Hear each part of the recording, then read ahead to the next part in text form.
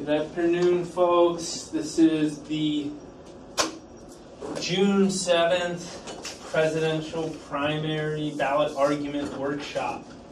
So today we're going to be reviewing some of the statutory deadlines that govern this process. We will discuss the code sections that dictate this process so that you can reference them in the event that you want more information about something we discuss. Who may submit what? We're going to talk about forms, which are applicable for all ballot arguments. We're going to talk about fees that are applicable only for paid ballot arguments. I'm going to give you guys a few general pointers or tips, and then at the end we'll open it up for question and answers, should you have any. So, let's begin.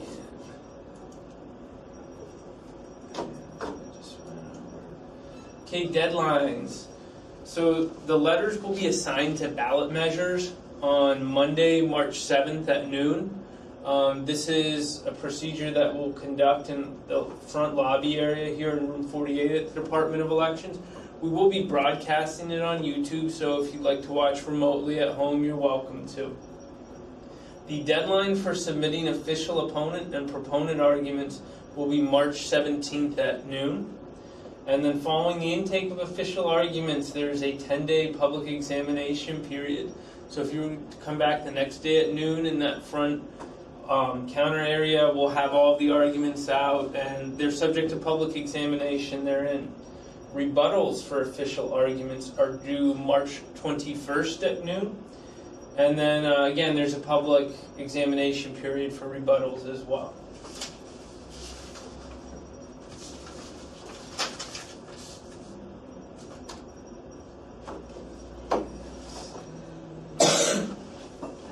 There's some important information regarding our deadlines. Our deadlines are the last legally admissible time we can accept these arguments. And what that means is that we need a full, complete, and accurate submission at the deadline. We cannot have any hanging elements or participles for your submission. Legally mandated to have everything in by that deadline. So another thing, doesn't first sound better than last? If you have an ability to submit things preemptively or early, we cannot encourage you strongly enough to do that. If you wait until the deadline and you misunderstood something or there's an element of your application missing, we will not be able to accommodate you because it's a deadline. Official submitters will still be able to view contrasting arguments prior to crafting a rebuttal. So that means that there's not really any inherent chronological advantage to waiting to submit your arguments. After you submit it, if someone was to create an argument of opposing view, you would look at that prior to crafting a rebuttal.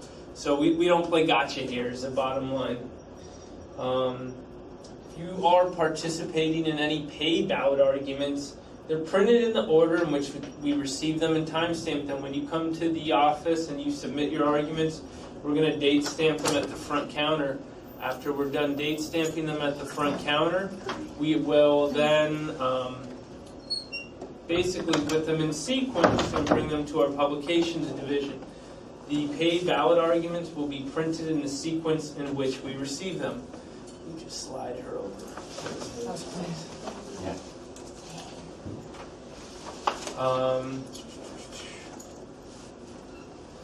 The folks that wait until the deadline to submit arguments, the one thing they are assuring themselves is that it will be a long day. If you wait until the 17th, there typically is a line with many people. You have to stand in it. There's no exceptions. Your resources are limited. If you have to get something, you're stuck in that line. So be mindful of that. Early submissions for ballot arguments are going to allow us to identify and address problems with greater ease. They're going to allow us to give you folks more personalized attention because you're going to be the only one at the counter. There won't be dozens of people behind you. And as such, it'll reduce your wait time and confusion. And in general, submitting early makes the process easier for everyone.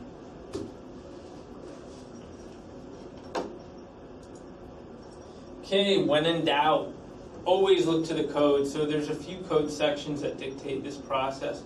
San Francisco Municipal Elections Code Article 5 election material mailed to voters heavily references our voter information pamphlet. I would highly recommend looking at that if you're ever unsure of something, or if you're given a directive that you feel maybe isn't applicable to your argument. You would look at that code to try and verify something. It is available online. If you did a very cursory internet search of San Francisco Municipal Elections Code, you'd be looking at these materials in no time. And another thing I can tell you is we have the California Elections Code, which is a state law that dictates some elements of this process. It's really easy to be maybe a little intimidated or off-put when you start seeing all these code numbers and where do I look for it, and I'm not a legal scholar, what do I have to read? I can give you an assurance that all the code cited on this page is probably like 5 pages of text. Like, you would be able to read through it immediately. Very brief.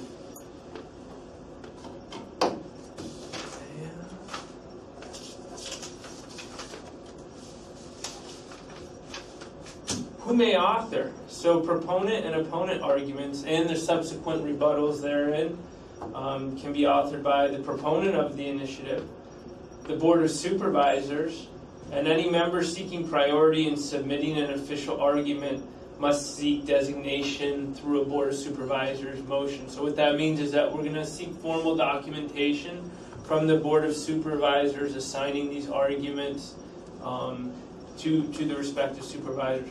If a Board of Supervisor member came in without that official motion, essentially their submission would be treated the same as any other San Francisco voter. They would not have the benefit of authority that the position allows in the code here.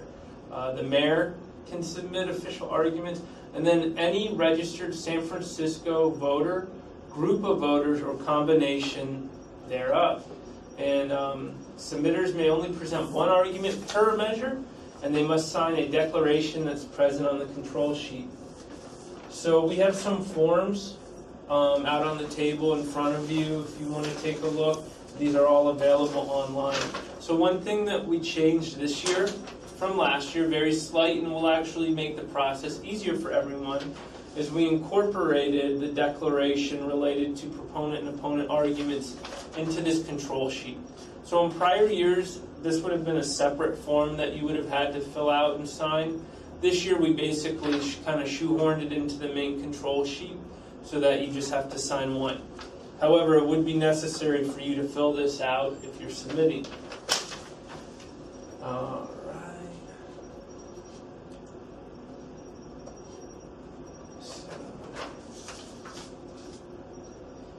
What measures will be eligible for official submittal selection?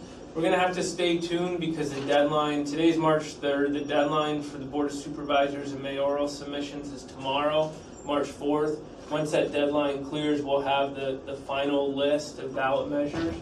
On Monday, we will be assigning the letters to the respective measures. And this information will all be updated on our website, sfelections.org, under the local ballot measure portion of the campaign services page. We will not be accepting paid arguments for special district measure AA, and that's because it's a state law as opposed to a local law. It is, however, being voted on locally amongst a number of counties that are within the proximate to the San Francisco Bay.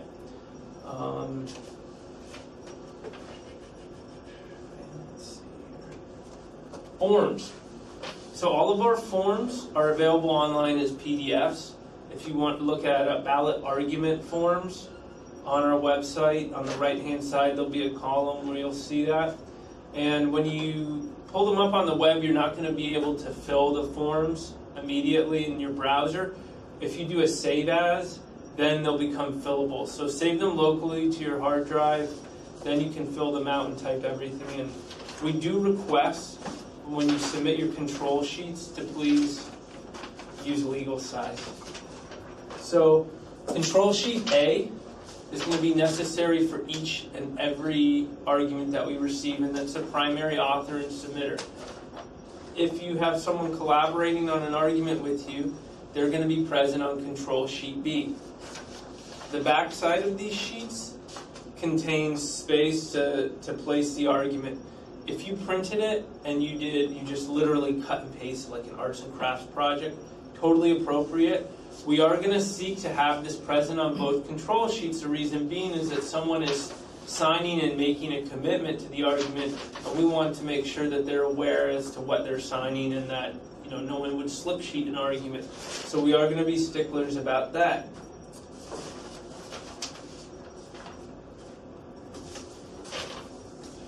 We have a consent form for ballot arguments, and this is when someone invokes an individual's support who is not an author. So remember when we talked about who can author and submit these arguments, they're limited to those qualified groups, including San Francisco voters.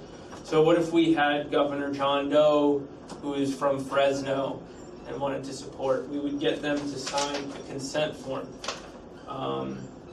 Also, to a lesser extent, we have an acknowledgement for submitting handwritten documentation. And all this is a waiver that we make people sign if they don't type an argument, that we basically say, look, if we can't read your handwriting, we're going to do the best interpretation of it that we can before we publish it. But be mindful that if it's messy, all we can do is the best interpretation therein. So in the event that you're handwriting an argument, you would want to fill out that form as well. We also have an assignment form for ballot arguments. We talked about the hierarchy as to who may submit. If you were to invoke your right to submit officially, but you wanted someone to assist you and write it on your behalf, we would seek to have you assign your ballot argument to them.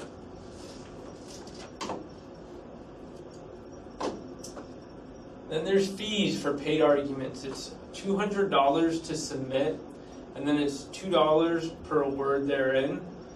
It's a 300 word count for official and paid arguments, and a 250 word count for rebuttals. If you need assistance in word count guidance, if you wanted us to preemptively do a count for you because you were cutting a check ahead of time or something like that, we would be more than happy to accommodate you.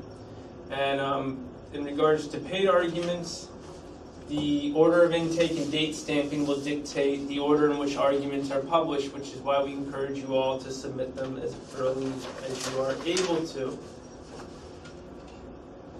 So just a couple general tips before I wrap up. Call ahead. If you contact us ahead of time and we can prepare any materials in anticipation of your arrival, we will. You'll spend less time in our office. It'll be a more streamlined process. We can give you stronger attention. Another tip, there's no inherent advantage in deferring your submittal. The odds of official selection are exactly the same if it's up for a random selection. All authors are able to view contrasting arguments prior to rebuttals, and we print the paid ones in the order in which they're submitted. And then the final tip is get necessary signatures ahead of time. Last year, many people complained, it was difficult because we couldn't get signatures. Today is March 3rd. These are due in 2 weeks. That's a notice of 2 weeks. If you know someone's submitting and you know you need their signature, be mindful of it therein. Because the code inhibits our ability to be flexible in accepting incomplete submissions, it's not a viable excuse on the deadline day if you don't have signatures. And that's going to be the conclusion of my prepared remarks. I'm happy to do question and answer. Anyone that has anything they need to bring up with us, you're welcome. If you leave the office and you think of something in an hour, you have a discussion with one of your colleagues and something emerges, just call us and we'll help you through it all. And with that, I'm going to shut off our recording, and this presentation will be available for review in the future as well.